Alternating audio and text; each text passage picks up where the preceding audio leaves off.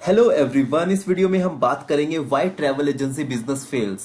तो अगर आप ट्रैवल एजेंसी बिजनेस स्टार्ट करना चाहते हैं या ऑलरेडी इस बिजनेस में है तो ये वीडियो आपके लिए बहुत इंपॉर्टेंट है। आपको पता होना चाहिए कि कौन से ऐसे रीजंस हो सकते हैं जिनकी वजह से ट्रैवल एजेंसी बिजनेस फेल्स हो सकते हैं, तो आप उनके लिए पहले ही प्रिपेयर रहे। तो जैसे आपको पता है travel agency business model tour packages होते हैं। जहां पे भी हमारे कस्टमर को ट्रैवल करने जाना है वो टूर पैकेजेस क्रिएट करते हैं। उन टूर पैकेजेस की मार्केटिंग करनी होती है, मार्केटिंग से लीड्स आती है, सेल्स टीम उन लीड्स को कन्वर्ट करती है, ऑपरेशन टीम ऑपरेशन हैंडल करती है डे वाइज आइटनरी के अकॉर्डिंग। ये आपका ट्रैवल एजेंसी बिजनेस मॉडल है। तो चलो अब बात करते हैं कुछ रीजंस जिनकी वजह से ये ट्रैवल एजेंसी बिजनेस फेल हो सकता है। तो सबसे पहले प्रॉफिट मार्जिन, यहां पे बहुत कम प्रॉफिट मार्जिन रहता है। कंपटीशन भी बहुत ज्यादा हाई है।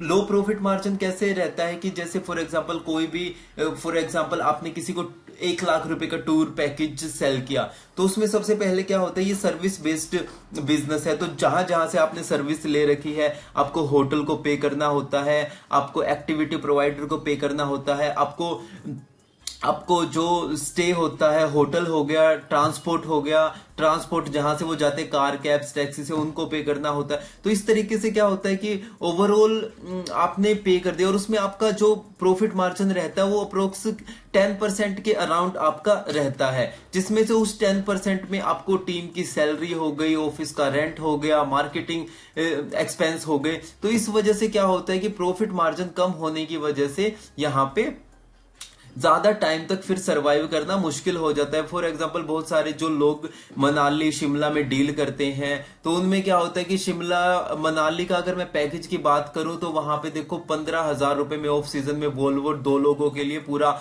आना जाना रहना खाना 2 नाइट 3 डेज के अकॉर्डिंग इस तरीके से हो जाता है। तो 15,000 में 10% का प्रॉफिट आप मान के चलो 1,500 रुपए, 1,000 से 1,500 रुपए प्रॉफिट रहता है। तो इसके अकॉर्डिंग मैं देखूं तो उसके इसी में सब चीजें जैसे मैनेज करनी होती है, कितने पैकेजेस सेल करते हैं ये काफी डिपेंड करता है।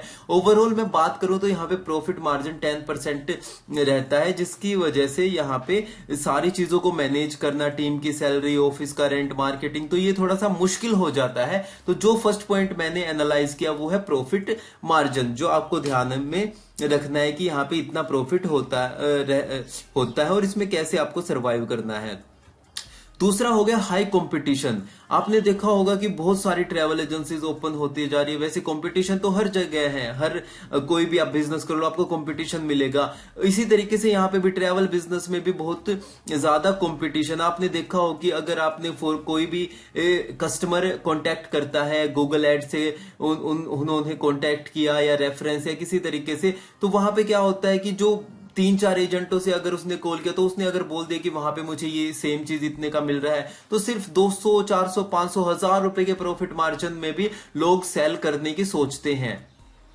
तो इसमें क्या हो जाता है, ये इसलिए हो रहा है क्योंकि बहुत ज्यादा हाई कंपटीशन है। इस बिजनेस को स्टार्ट करना इतना ज्यादा मुश्किल नहीं है क्योंकि सारा सर्विस बेस्ड बिजनेस है। आपको टाई अप्स करने हैं होटल से, सर्विस प्रोवाइडर से, कार कैब से, तो उसके बाद आप इस बिजनेस को स्टार्ट कर सकते हैं। इस बिजनेस को कोई भी मतलब ज्यादा मुश्किल नहीं है, कोई भी स्टार्ट कर सकते हैं। इवन मैं तो देखता हूं कि जो कुछ कस्टमर होते हैं, हाँ भाई जो फर्स्ट टाइम मनाली गए या शिमला गए या गोवा गए, तो वो क्या करता है कि नेक्स्ट टाइम से हाँ जी ये इसमें तो कुछ नहीं है, होटल से टाई अप करने हैं, कार कैब से, चलो मैं भी स्टार्ट कर लेता हूं। तो इस तरीके से बहुत सारे लोगों को भी मैं ऑब्जर्व करता हूं कि वो भी अपना ट्रैवल बिजनेस स्टार्ट कर लेते हैं। या मैं देखता हूं कि कोई वीकेंड ग्रुप टूर के साथ गया वीकेंड ट्रिप्स पे, तो उन्होंने भी मतलब नेक्स्ट टाइम से उन्होंने भी कुछ इस तरीके का स्टार्ट कर लिया साइड बिजनेस या किसी तरीके से। तो बेसिकली कंपटीशन बहुत ज्यादा है, तो इसकी वजह से यहाँ पे प्रॉफिट मार्जिन ये 10% भी मेंटेन करना मुश्किल हो जाता है कभी कभी, ठीक है। और इसके बाद हाई कंपटीशन जो दूसरा पॉइंट है,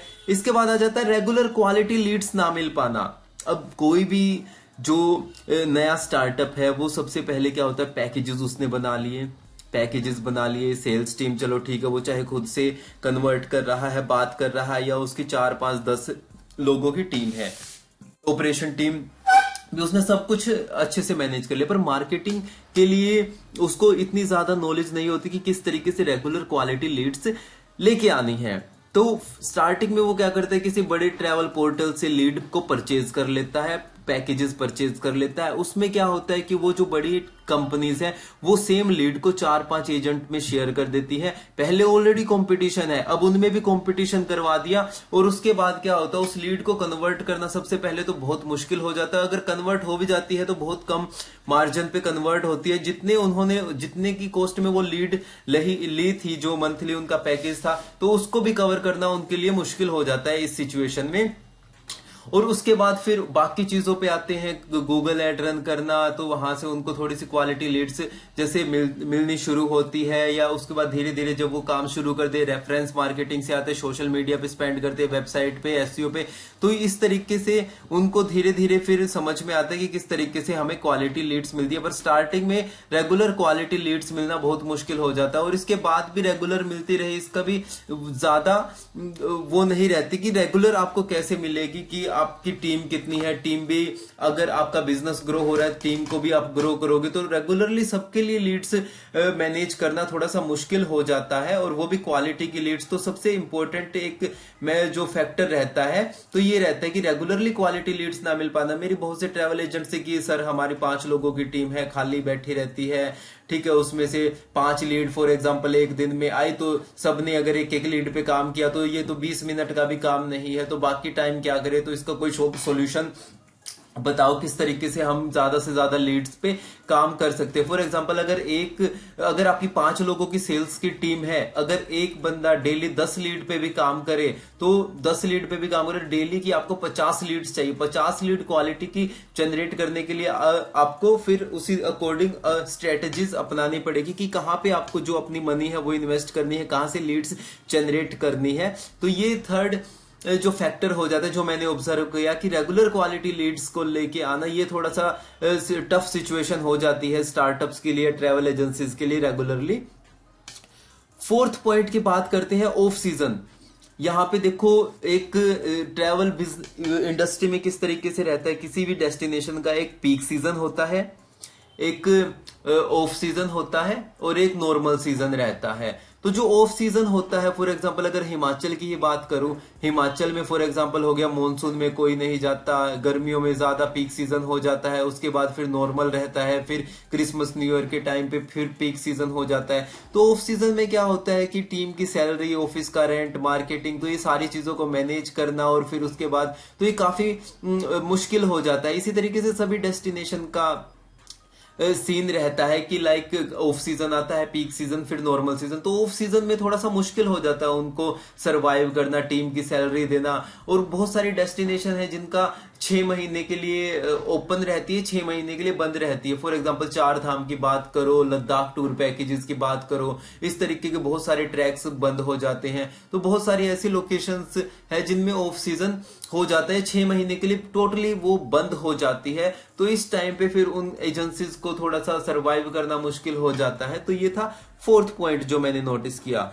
फिफ्थ पॉइंट है सर्विस कंट्रोल करना। यहाँ पे देखो, जैसे ही आपने चलो लीड आप लेके आ गए, किसी तरीके से आपकी सेल्स टीम को आप मैनेज कर रहे हो, ठीक है, उसके बाद क्या होता है, पर जो आपके सप्लायर्स हैं जहां पे आपने कॉन्टेक्ट किया होता है, सारी चीजें आपके कंट्रोल में नहीं रहती। यहाँ पे सर्विस, अब होटल में गेस्ट गया है, आपने सारी चीजें देख ली, ठीक है, बढ़िया है, पर वहां पे फॉर एग्जांपल लाइट का इशू हो जाए, या पानी नहीं आ रहा, या खाना उसको जैसा पसंद है उसके अकॉर्डिंग, अब इतने लोग होटल में स्टे कर रहे हैं, अब किसी ना किसी को, आपके गेस्ट को क्या पता वो खाना पसंद ना आए। तो इस तरीके से बहुत सारी चीजें होती है। अब आपने ड्राइवर को टाइम बोला था कि भाई यहाँ पे 9 बजे पहुंच जाना, इसको गेस्ट को यहाँ से लेने के लिए, होटल से यहाँ से साइट सीन के लिए। अब गेस्ट आ रहा है 10 बजे क्योंकि वो ट्रैफिक में स्टक हो गया था, ट्रैफिक हो गया। तो कुछ ऐसी चीजें हैं जिसपे आप कंट्रोल नहीं कर सकते। ये लैंडस्लाइड हो गई, अब हम भी ग्रुप टूर के साथ जाते, एक बार लैंडस्लाइड हो गई थी तो वहां पे हम स्टक हो गए, एक नाइट हमें वहां पे एक्स्ट्रा रुकना पड़ा बीच में ही कहीं होटल अरेंज करके। या टायर पंक्चर हो जाते, हम जा रहे हैं, रास्ते में हमारा टायर पंक्चर हो गया, तो नई गाड़ी को, नई टेम्पो को अरेंज करना, फिर सारी चीजों को, उसमें 2-3 घंटे का टाइम लग जाता है अगर हम अच्छे से काम करें। तो इस तरीके की ये चीजें होती है सर्विस कंट्रोल, क्योंकि ये कई बार हमारे कंट्रोल में नहीं रहती। अब लैंडस्लाइड हो रही है, इसमें कोई कंट्रोल नहीं है, या वहां पे पानी नहीं है, बिजली, कुछ चीजें हैं जिसपे हम कंट्रोल कर सकते, कुछ पे हम नहीं कर सकते। तो ये टोटली हमारे कंट्रोल में नहीं रहती, जिसकी वजह से गेस्ट कई बार कंप्लेन कर देते हैं। तो इसकी वजह से फिर अगर आपका नेगेटिव रिव्यू, तो भाई आप सोचते हो कि मैं इतनी मेहनत कर रहा हूँ, इतना सारी चीजें कर रहा हूँ, स्टिल कस्टमर सेटिस्फाई नहीं हो पा रहे, रिव्यूज नहीं दे रहे, अच्छा फीडबैक नहीं आ रहा, तो फिर थोड़ा सा मुश्किल हो जाता है इस बिजनेस को करना। 6 पॉइंट जो मैंने देखा, यहाँ पे फ्रॉड होने के चांसेस बहुत ज्यादा रहते हैं। अब आप फॉर एग्जांपल कहीं पे हो, आप एक लोकेशन पे हो, आपने किसी अपने कस्टमर को दूसरी लोकेशन पे भेज दिया या आपने टाई अप किया वहां पे, ठीक है। तो कई बार क्या होता है कि जो स्टार्टिंग में एजेंसीज आती हैं तो वो ट्रस्ट करना बहुत थोड़ा मुश्किल हो जाता है, और उनको कई बार फ्रॉड एजेंट्स मिल जाते हैं या कुछ इस तरीके के जो जो इन फ्रॉड में इन्वॉल्व रहते हैं। फॉर एग्जांपल मैं ये एग्जांपल दे के बताता हूँ, मेरी खुद से बात हुई है उस एजेंट से, तो उन्होंने बताया कि उनका कुछ था, उन्होंने इंटरनेशनल डेस्टिनेशन में वर्क करना शुरू किया। तो उसके बाद उसमें क्या हुआ कि वहां पे एक वहां का जो वेंडर था, उन्होंने उसको अच्छे रेट दिए, काफी अट्रैक्टिव रेट थे, काफी कम रेट थे। तो उन्होंने सोचा कि चलो इससे ट्राई करते हैं। उसने अपने 2 कस्टमर वहां पे भेजे, उसने अच्छी सर्विस दी, उसके बाद 2 और भेजे। तो उसने लगा कि हाँ भाई ये तो बढ़िया मेरा एजेंट है, ये तो अच्छा सप्लायर है, ये तो बढ़िया काम कर रहा है। अब मैं क्या करता हूं कि यहाँ पे पूरा ग्रुप लेके जाता हूं। तो ग्रुप की मार्केटिंग करनी शुरू कर दी, ग्रुप पैक भी हो गया, उसका 50 लोग हो गए। अब वो इंटरनेशनल डेस्टिनेशन वहां पे जाना था, उसने एडवांस वगैरह सब कुछ कर दिया वहां पे, और उसके बाद फिर वहां पे कोई एजेंट नहीं था, वो फ्रॉड था। तो बाकी सारी चीजों को उसने और कहीं से कॉन्टेक्ट किया, क्योंकि कस्टमर को तो सर्विस प्रोवाइड करनी है, अगर आपको काम करना है। तो उसको 10 लाख रुपए का लॉस हो गया, 10 लाख कवर करने के उसको 2-3 साल पता नहीं कितना टाइम लगेगा। तो इस वजह से फिर थोड़ा सा मुश्किल हो जाता है। तो आपको इन चीजों का भी ध्यान रखना है कि किस तरीके से आपको किस सप्लायर से कॉन्टेक्ट करना है। अब ये पेंडेमिक 2 से 3 साल हम बंद रहे हैं घरों में, ठीक है, ट्रैवल इंडस्ट्री बिल्कुल अफेक्ट हो गई थी। तो इस तरीके की अगर सिचुएशन आ जाती है तो बहुत अफेक्ट होता है। फिर कोविड आ गया, पेंडेमिक आ गया, या कोई इसी तरीके की सिचुएशन हो गई। अभी भी न्यूज में देखता हूं मैं, महीने में दोबारा से हाँ भाई अब केसेस बढ़ने शुरू हो गए। तो ये बहुत मुश्किल का टाइम होता है इस टाइम में कि भाई आपने पैकेजेस कंफर्म कर लिए, सारी चीजें हो गई, अब कस्टमर को आना है, तो पेंडेमिक हो गया, लॉकडाउन हो गया, ठीक है, उनके रिफंड करने पड़ रहे हैं। एक तो सबसे पहले तो आपने कस्टमर को, लीड को लाने के लिए मार्केटिंग की, उन लीड को कन्विंस किया सेल्स टीम ने। उसके बाद आपने सारे आगे जो भी होटल्स में एडवांस देने थे वो पे किए, उसके बाद फिर आपको वो रिफंड करने पड़ रहे हैं।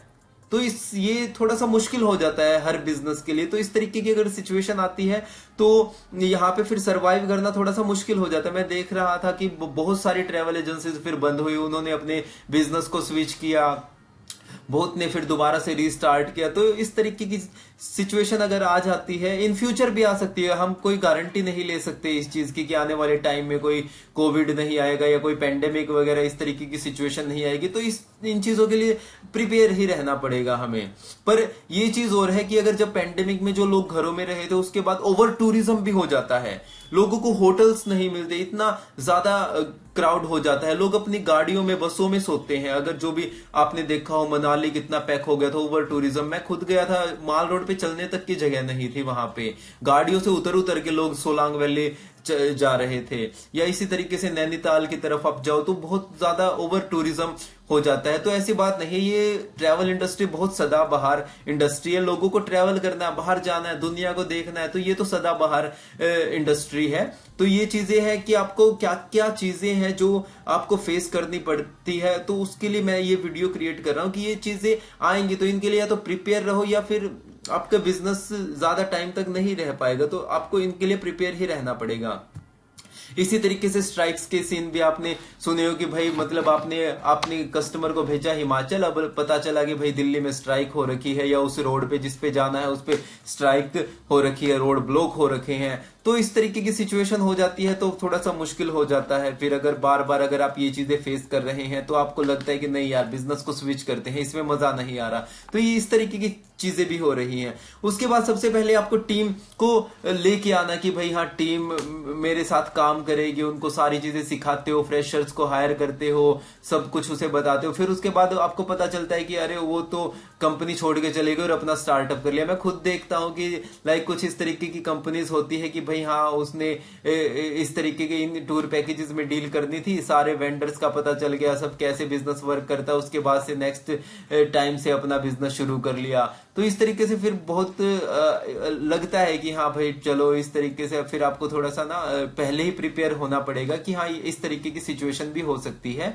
तो अगर आप इन चीजों का ध्यान रखते हैं, जो मैंने 6 साल से इस इंडस्ट्री में हूँ, ट्रैवल इंडस्ट्री एक्सपर्ट स्पार्कोटेक एवरी, ये मेरा यूट्यूब चैनल, आप बाकी की वीडियोस भी देख सकते हो और चैनल को सब्सक्राइब कर सकते हैं अपकमिंग वीडियोस के लिए। इंस्टाग्राम पे मुझसे कनेक्ट हो सकते हैं। तो जो 6 साल में मैंने ऑब्जर्व किया इस इंडस्ट्री में कि किस तरीके से कौन कौन से पॉइंट्स रहते हैं जिनकी वजह से ट्रैवल एजेंसी बिजनेस फेल हो सकती है, तो वो मैंने आपके साथ डिस्कस किए। लो प्रॉफिट मार्जिन, हाई कॉम्पिटिशन हो गया, रेगुलर क्वालिटी लीड्स का ना मिल पाना, ठीक है, ऑफ सीजन हो जाना, सर्विस को आपका कंप्लीट कंट्रोल में नहीं रहती, फ्रॉड होने के बहुत चांसेस रहते हैं, पेंडेमिक जैसी सिचुएशन आ जाती है, स्ट्राइक्स वगैरह हो गई, या टीम का आपका कंपटीटर बन रहे हैं, आने वाले टाइम में टीम ही आपकी कंपटीटर बन रही है।